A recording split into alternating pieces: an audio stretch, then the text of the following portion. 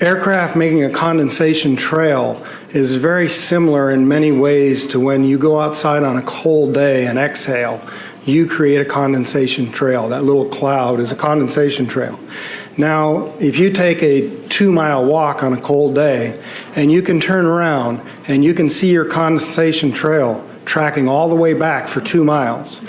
That's how crazy it is to think that what we're looking in the sky is actually condensation trails. The contrails, not the chemical, the contrails occur because of cold air, minus 30. It takes high altitude, around 30,000 feet plus. There's carbon dioxide and water vapor in that exhaust. That turns to ice crystals, and that's what you see, the white stream behind it. Those white crystals of ice warm up, dissolve, and the smoke goes away. And it never lasts more than a minute. What we're seeing now, and I first could not believe it, and I started looking at the skies, and these are not normal, they're not natural. There's something going on. I don't know who it is or why they're doing it. All I can testify is it's not natural and it's not normal. It's got to be some outside influence doing that. Thank you. I'm here to give you testimony that chemtrails, they're not contrails, are indeed real. They're spraying almost every day. I watch the clouds and watch the spraying program going on. I want to tell you that we're in very great danger from the pollution that's coming down over us. And we've been led astray by the military-industrial complex, and they're responsible for the cloud's creation and weather manipulation programs. They're dark operations. That's why they're not out in the media. I look around and I see people are starting to look up and see this. Many times I've spoken about chemtrails, and I get this blank look on my face. What are you talking about? I'm saying, look up. As a pilot, but before I fly, I look up. And so, boy, they're really out there working. When you look up at the sun and you see a white haze, that is aluminum floating in the air right now, and it's coming from the aircraft. There's a huge amount of aluminum being found because these sprays have aluminum, strontium, barium, manganese, and there's a lot of argument that aluminum is very common to be found, but aluminum is only common in a bonded form. It's not common in a free form, and we're finding high rates of free aluminum in the soil, which is not natural. The metal compounds that are being used are environmentally dangerous. We need to be monitoring them. We need to be testing them. Okay, these previous guys, I've watched exactly what they do, and yes, they are correct. I've seen exactly the same stuff, so ditto marks on those. You want some figures? Okay, latest water test, tested the rain. 13,100 micrograms per liter of aluminum in the rain in 2013. Normally, it should be 0. So 13,100 is pretty damn much, folks.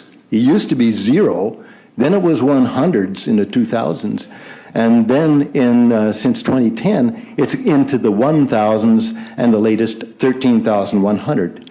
In the snow on Mount Shasta, pristine Mount Shasta, 61,000 micrograms per liter, 4 times the amount that is found in the soil up there. Where in the hell is this stuff coming from if it's not coming from the soil? We have clouds in the sky we've never seen before. Almost every day I'm seeing clouds I've never seen before. And NASA has been even named a few of these new clouds.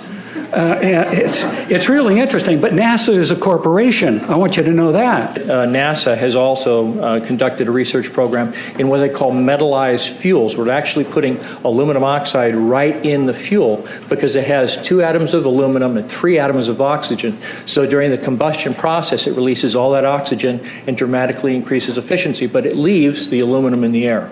We got things coming from sky down, and it's a huge, huge problem. Because as it comes down, what happens is a couple of things. Is that it actually is in our air, we breathe it. And as we breathe it, it's actually going to go up through our nostrils, into our brain, easiest access to our brain frontal lobe. The contaminants that have been identified, which already been mentioned, are aluminum. Aluminum is the #1 free radical generator to the brain to cause early apoptosis, which is early death of brain, and it begins to set off the scar tissue, which we call the amygdalin, which is part of the chemical matrix related to Alzheimer's. I'm a neurologist practicing in Reading for 17 years, and in the past 5 years, I have seen the number of patients with Alzheimer's disease, Parkinson's, and other neurodegenerative diseases tremendously increased, almost quadruple. I became interested in chemtrails about 8 years ago when I was in Hawaii, and the Hawaiians are really being very vocal about it. I concur about the increasing number of Alzheimer's. They have been able to take the aluminum and micronize it, which means it'll stay up longer. But it also means, and I don't know if any of you have noticed some metallic taste in your mouth when they're spraying, but you inhale that, it goes up through your cribriform plate and through your sinuses and into the brain. As you heard, to spray nanoparticles, very small particles. These nanoparticles, they basically trigger a programmed cell death in the brain, and that is the ultimate path we see in Alzheimer's. That's problem number one, because when we look at the Alzheimer issue, we say those are the old. The real problem is, and the real scare I have, is as I am a father of 2, I am a grandfather of 3. So the drama is our children. ADD started in the 70s. Autism was not on the radar.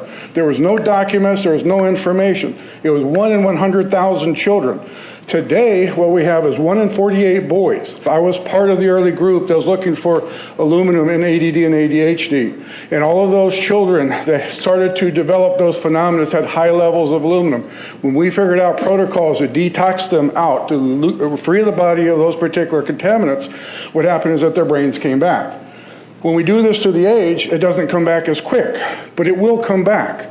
But I'm seeing Alzheimer's in 56 years old. Back in the 70s, Alzheimer's when you were 80. If you remember 8 to 10 years ago, there was this big move to get rid of aluminum from underarm deodorant because it would cause Alzheimer's. Look what they're doing to us now. I want to give you a little bit of history on the background behind nanoparticles has been described before. A nanometer is 1/1000th of a meter. It's very small. In fact, if you have particles, say, that are 40 or 50 nanometers across, you can take and line 50 of them up next to a single red blood cell. These things are extremely tiny. They're pervasive. The collapse and decrease of agriculture is something I worry about even more than the previous info about autism and Alzheimer's. Believe me, I'm seriously concerned with what I'm watching. As a wildlife biologist, I've been watching the ecosystem collapse. When you lose all your stream organisms, when you have aluminum overload in your streams, you're killing your microbial bacteria and you're disrupting the entire ecosystem. So it goes way beyond just a little bit of pollution. How did Monsanto know to create aluminum-resistant plants? I don't think I've heard anybody ask that question. Okay. Insects. I've done studies in Siskiyou County. They're at 20% of normal. The aquatic insects basically made a nosedive in 2006 to about 20% of normal. So far this year, I've sampled 200 trout stomachs. 98% of them are empty. So sorry about the trout fishing fellows. The mayflies, stoneflies, dipterus, and caddisflies are damn near gone. The terrestrial sampling is down to about 20% of normal, except for pest species like ants. We're seeing a loss of the major bird species, and as the gentleman said, the ecosystem is unraveling, and Audubon's been telling you that for years. The materials that are going into the environment right now, aluminum oxide nanoparticles and barium nanoparticles, these just happen to be the same materials that they use in nanothermate explosives. And so when this stuff settles down out of the air into the environment, it is small enough to be absorbed through the root structure of the trees in the forest. And so when there's a forest fire, and there will be a forest fire, those fires burn dramatically hotter. The point is that the cost of firefighting, the cost in the healthcare system have nearly doubled in the last 10 years. The amount of acreage is lost because of fires. The impact on human health is dramatic. I personally tested water and aluminum, and I found aluminum had 47 times the normal expected amounts. Strontium had 10 to 20 times the amounts. Barium was 20 times. This is what the stuff looks like here.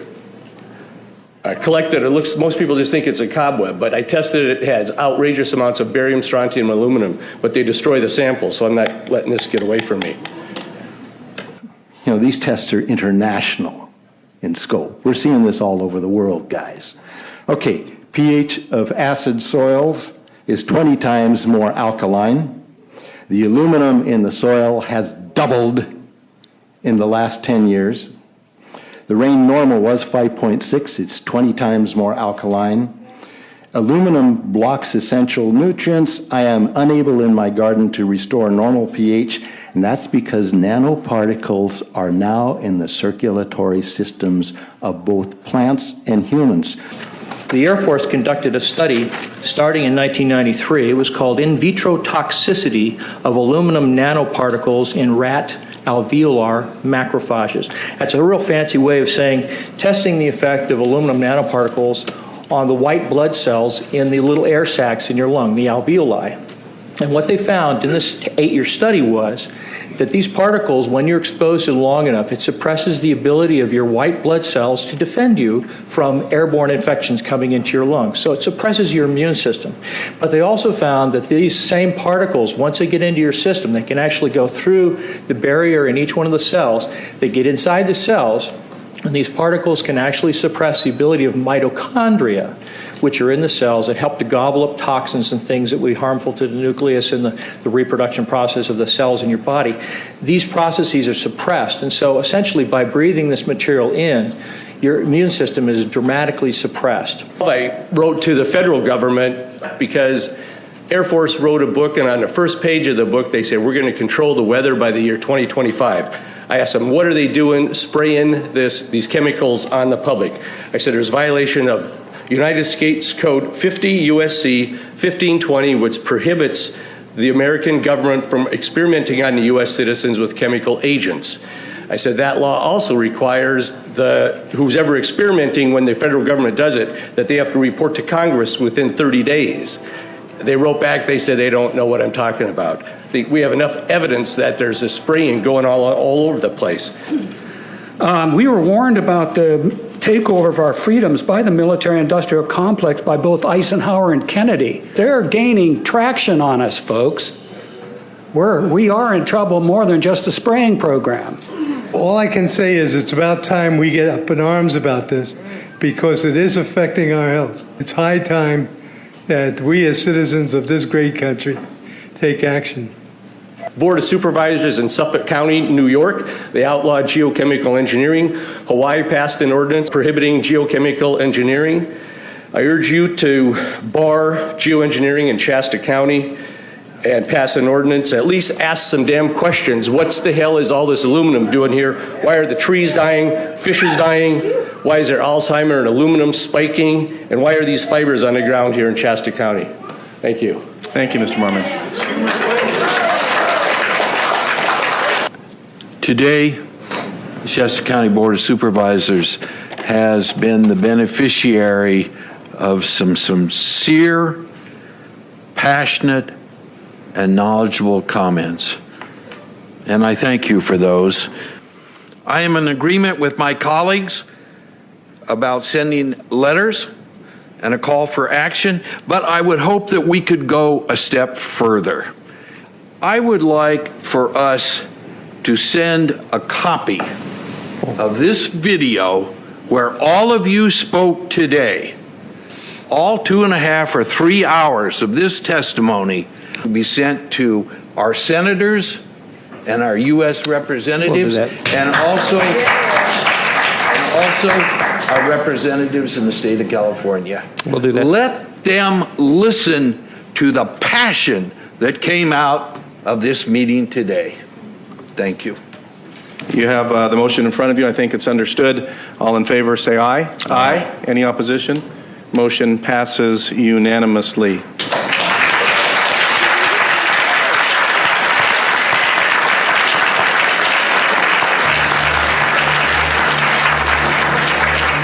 It wouldn't surprise me at all if the response is one that exceeds far the boundaries of Shasta County in terms of the platform that is offered, as evidenced by those who attended today from around the world.